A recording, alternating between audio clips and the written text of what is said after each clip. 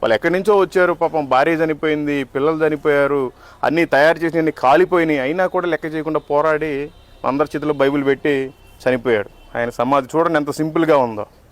ఎవరన్నా ఒక 10 ఎకరాల పొలం ఉండేవాళ్ళు చనిపోతేనే పెద్ద ఆర్భాటంగా చాలా కట్టేస్తారు. ఈ ప్రపంచానికి మాదిరికరం ఆయన. మొట్టమొదటిగా సేవింగ్ బ్యాంక్ స్టార్ట్ చేసింది ఆయనే.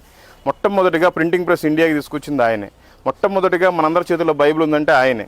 ఆడపిల్లలు మొట్టమొదటిగా స్కూల్కి వెళ్తున్నారు, కాలేజీకి వెళ్తున్నారు, ఈ రోజున ఉద్యోగాలు చేస్తున్నారు అంటే ఆయనే అనమాట. ఆ గొప్ప నేత సమాధి చూడండి ఎంత సింపుల్గా ఉందో. ఇదంతా కూడా మన క్రైస్తవులకి మాదిరికరం. ఇంకా వీళ్ళందరికీ కూడా భక్తులు వాళ్ళ పేర్లు తెలియదు. వీళ్ళందరూ కూడా ఈ శ్రీరాంపూర్ కాలేజ్ యూనివర్సిటీలో పరిచర్య చేసిన వాళ్ళ ఇదన్నమాట. ఈ సమాధులన్నీ కూడా ఈ బరియల్ గ్రౌండ్ విలియం కేరీ గారికి సంబంధించిన బరియల్ గ్రౌండ్. ఆయన సమాధి ఇది. ఇంకా వాళ్ళ వైఫ్ పిల్లలది మరి ఎక్కడుందో తెలీదు. ఇక్కడ గైడ్ లేడు యాక్చువల్గా, అక్కడైతే చెప్పారు అందరూ.